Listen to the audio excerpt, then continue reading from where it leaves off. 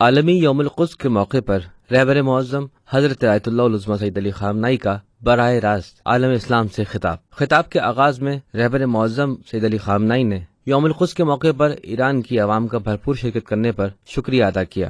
اس کے بعد آپ نے فلسطین اور عربوں سے مخاطب ہو کر اپنے خطاب کو عربی زبان میں بیان فرمایا۔ مذکورہ خطاب کا ترجمہ پیش خدمت ہے۔ بسم اللہ الرحمن الرحیم، الحمد للہ رب العالمین، والصلاة والسلام علی سیدنا محمد وآلہ الطاہرین، سیما بقیت اللہ فی الارضین۔ درود و سلام فراوان در ملت عظیم الشأن ایران۔ جمہوریہ اسلامی ایران کی عوام پر درود و سلام ہو، جنہوں نے آج ایک عظیم کارنامہ انجام دیا ہے۔ سلام و درود ہو امام خمینی رضوان اللہ تعالی علیہ پر، جو اس محکم بنیاد کے بنیاد گزار ہیں، جو ہمیشہ کے لیے آنے والے ادوار کے لیے ایک بنیاد ہے۔ آج پورے ملک میں یوم القدس سے متعلق لوگوں کی شرکت کے حوالے سے جو رپورٹیں مجھے دی گئیں یا جو کچھ میں نے دیکھا، وہ سب کچھ ایک عظیم کارنامہ ہے۔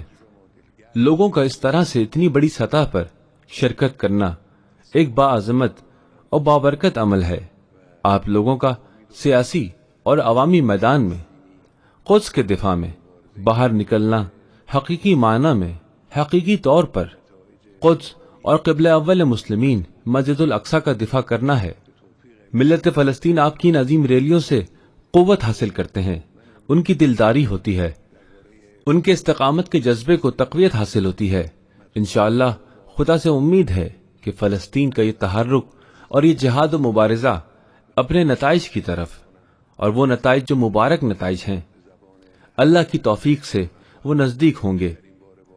میں آج فلسطینیوں سے اور تمام امت مسلمہ سے اور بالخصوص عرب دنیا سے عربی زبان میں فلسطین سے متعلق بات کرنا چاہوں گا، جیسا کہ ہم پہلے بھی ان سے عربی زبان میں مخاطب ہوتے رہے ہیں۔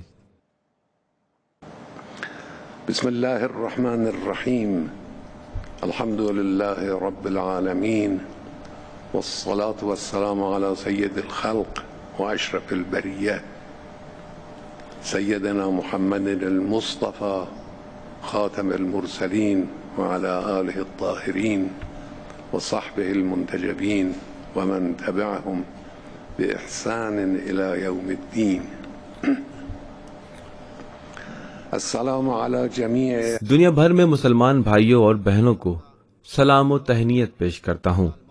سلام ہو دنیا اسلام کے نوجوانوں پر، سلام ہو فلسطین کے شجاع و غیور جوانوں اور تمام فلسطینی عوام پر۔ ایک بار پھر یوم القدس کی آمد ہوئی ہے اور قدس شریف دنیا بھر کے مسلمانوں کو آواز دے رہا ہے۔ جب تک قدس پر بدقسمتی سے غاصب و جرائم پیشہ صہیونی حکومت قابض ہے، اس وقت تک ہر دن یوم القدس سمجھا جانا چاہیے۔ قدس شریف فلسطین کا قلب ہے اور پورا غصب شدہ ملک سمندر سے لے کر دریا تک قدس کا ہی تسلسل ہے۔ ملت فلسطین ہر دن ماضی سے زیادہ واضح طور پر یہ ثابت کر رہی ہے کہ کم نظیر شجاعت کے ساتھ ظالم کے مد مقابل کھڑی ہے، بدستور ڈٹی ہوئی کھڑی ہے۔ اپنی قربانیوں کے ذریعے نوجوان فلسطین کی ڈھال بن گئے ہیں اور ایک مختلف مستقبل کی نوید دے رہے ہیں۔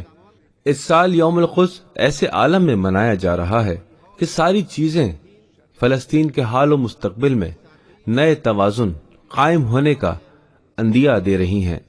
آج فلسطین اور پورے مغربی ایشیا میں ناقابل شکست قوت ارادی نے ناقابل تسخیر صہیونی فوج کی جگہ لے لی ہے۔ آج وہ جرائم پیشہ فوج جارحانہ اور اقدامی فوجی آرائش کو ترک کر کے دفاعی پوزیشن اختیار کرنے پر مجبور ہو گئی ہے۔ آج سیاسی میدان میں غاصب حکومت کے سب سے بڑے حامی یعنی خود امریکہ کو پے در پے شکستوں کا سامنا کرنا پڑ رہا ہے۔ افغانستان کی جنگ میں شکست، جمہوریہ اسلامی ایران پر سخت ترین دباؤ ڈالنے کی پالیسی میں بدترین شکست، ایشیائی طاقتوں کے سامنے شکست، عالمی اقتصاد کو اپنے کنٹرول میں رکھنے کی کوشش میں شکست، اپنے داخلی انتظامات میں شکست اور حکومت کے حکومتی نظام میں موجود گہری کھائی۔ غاصب صہیونی حکومت سیاسی و عسکری دونوں میدانوں میں ایک دوسرے میں پیوست مشکلات کے جال میں پھنسی ہاتھ پاؤں مار رہی ہے۔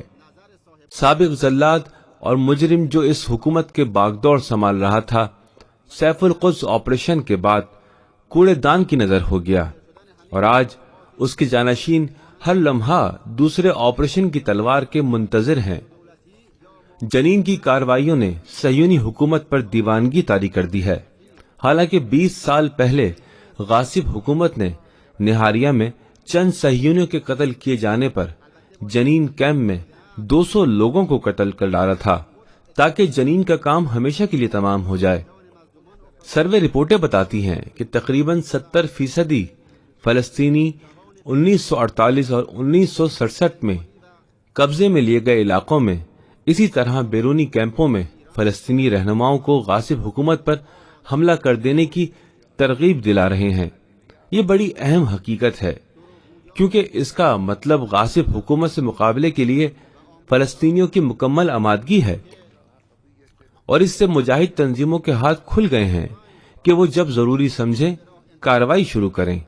1948 کے مقبوضہ علاقوں کے شمالی اور جنوبی دونوں حصوں میں فلسطینی عوام کی مجاہدانہ سرگرمیوں اور اس کے ساتھ ہی ساتھ اردن اور مشرقی بیت المقدس میں بڑے پیمانے پر جلوسوں، فلسطینی نوجوانوں کی طرف سے مسجد الاقصی کے بھرپور دفاع اور غزہ میں فوجی مشقوں سے ثابت ہو گیا کہ پورا فلسطین مزاحمت کا میدان بن گیا ہے، اور آج جہاد کو جاری رکھنے پر فلسطینی عوام کا اجماع ہو چکا ہے۔ یہ واقعات اور فلسطین میں حالیہ برسوں میں جو کچھ وقوع پذیر ہوا ہے وہ صہیونی دشمن سے مفاہمت کے تمام منصوبوں پر خط بطلان کھینچتا ہے، کیونکہ فلسطین کے بارے میں کوئی بھی منصوبہ اس کے اصلی مالکان یعنی فلسطینیوں کی عدم شرکت یا مخالفت کی صورت میں قابل عمل نہیں ہو سکتا۔ اس کا یہ مطلب ہے کہ پہلے کے تمام معاہدے جیسے کہ اوسلو معاہدہ یا 2 اسٹیٹ کی عرب تجویز یا سینچری کی ڈیل، صہیونی حکومت کے ساتھ معمول کے تعلقات سے متعلق حالیہ حقیرانہ سمجھوتے سب کے سب کل عدم ہو چکے ہیں۔ صہیونی حکومت کے مضبوط قدم اب ڈگمگا رہے ہیں، لیکن اس کی مجرمانہ کارروائیاں جاری ہیں اور مظلوموں پر مسلحانہ حملے کر رہی ہے۔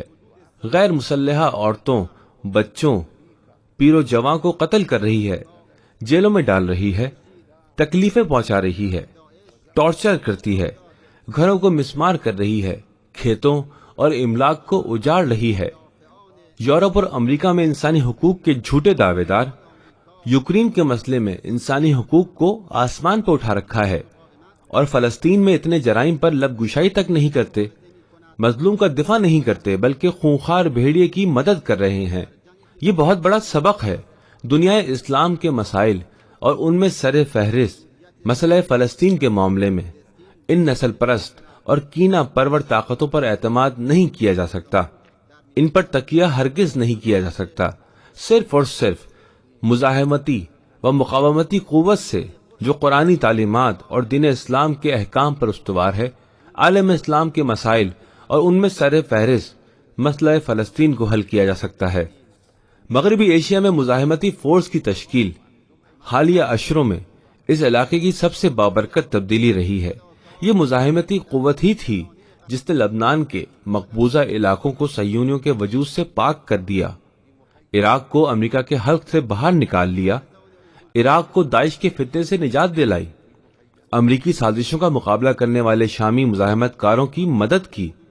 مزاحمتی فورس بین الاقوامی دہشت گردی کا مقابلہ کرتی ہے، اور یہی روش یمن کے مزاحمت کار عوام کی اس جنگ میں مدد کر رہی ہے جو ان پر مسلط کر دی گئی ہے، اور فلسطین میں غاصب صہیونیوں کی آنکھوں میں آنکھیں ڈال کر کھڑی ہے۔